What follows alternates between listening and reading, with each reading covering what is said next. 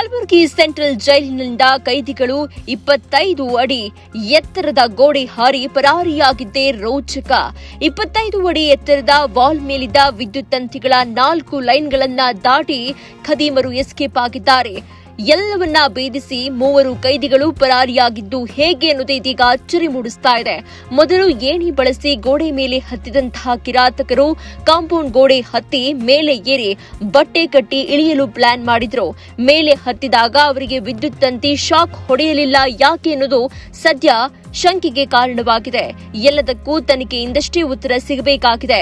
ಕೈದಿಗಳು ಪರಾರಿಯಾಗಿರುವಂತಹ ವಿಚಾರ ತಿಳಿತಾ ಇದ್ದಂತೆ ಕಲಬುರಗಿ ಸೆಂಟ್ರಲ್ ಜೈಲಿಗೆ ನಗರ ಪೊಲೀಸ್ ಆಯುಕ್ತ ಡಾಕ್ಟರ್ ಶರಣಪ್ಪ ಎಸ್ಟಿ ಸೇರಿ ಹಿರಿಯ ಪೊಲೀಸ್ ಅಧಿಕಾರಿಗಳು ಭೇಟಿ ನೀಡಿ ಪರಿಶೀಲಿಸಿದ್ದಾರೆ.